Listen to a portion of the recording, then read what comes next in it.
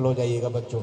और बहुत सारी बातें हैं हम लोग के तरफ से, इनके तरफ से, जो हमारे आयोजक मंडल हैं उनके तरफ से एक मांग आई थी। निश्चित तौर पर आपने जो मांग रखा है और आप जो इस तरह के कार्यक्रम कर रहे हैं 12 सालों से, जो आपका सीजन 12 है, और आप किसी से कोई दान नहीं लेते हैं, किसी से कोई आपको अपेक्षा नहीं है कि हमको डोनेशन चाहिए, और आप अपने कर्मों से, अपने संसाधन से और अपने जो आपका जो इस तरह का नेटवर्क है उसके सहारे आप काम करते हैं। मैं आप बधाई के पात्र हैं, क्योंकि वो बिरले होते हैं जो अपनी मेहनत से ऐसा काम करते हैं।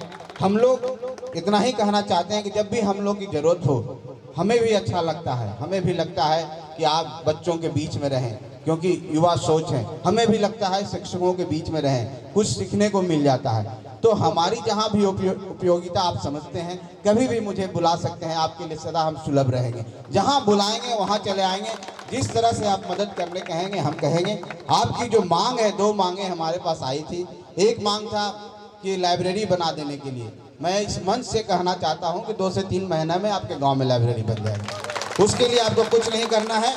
मैं आयोजक मंडल से ये कहना चाहता हूँ कि आप कुछ बुक्स का लिस्ट दे दें हमें।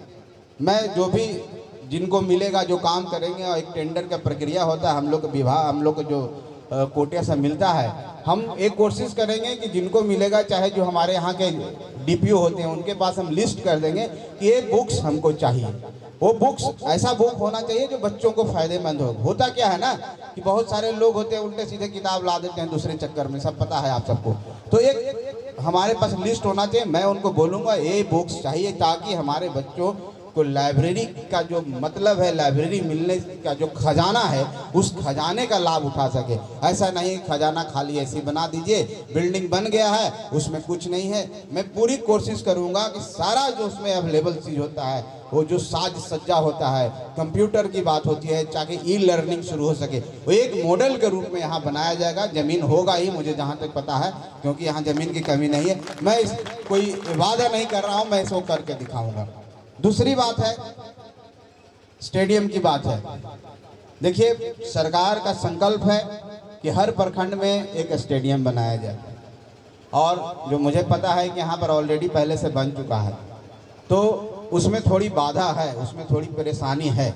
मैं कोई झूठी बाधा करके यहाँ नहीं जाना चाहता हूँ, क्योंकि मैं इसमें विश्वास नहीं रखता हूँ, लेकिन फिर भी मैं कोशिश करूँगा। मैं प्रधान सचिव महोदय जो भी हैं इस विभाग के, और जो भी माननीय मंत्री हैं, मैं उनसे बात करूंगा कि अगर आप थोड़ा सा लचीलापन अपनाते हो तो यहाँ भी एक स्टेडियम दे दो, क्योंकि युवाओं के लिए स्टेडियम का बहुत बड़ा महत्व होता है।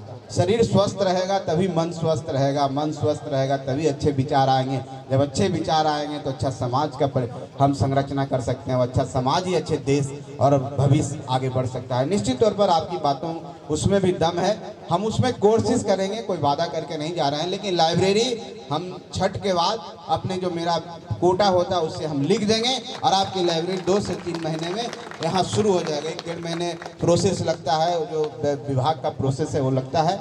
ज़्यादा हम क्या बोलें, आप सब खुद समझदार हैं, एक अच्छे परिवार से हैं, और जितने भी आयोजक आपके जो गुरु मिले हैं, इतने अच्छे लोग मिले हैं इतना कम उम्र में। हमारे देखिए अमित जी अभी ग्रेजुएशन कर रहे हैं, कहाँ से इनका सोच आ गया इस तरह के? भाई जरूर कुछ ना कुछ सुपरनेचुरल पावर होगा इनके अंदर।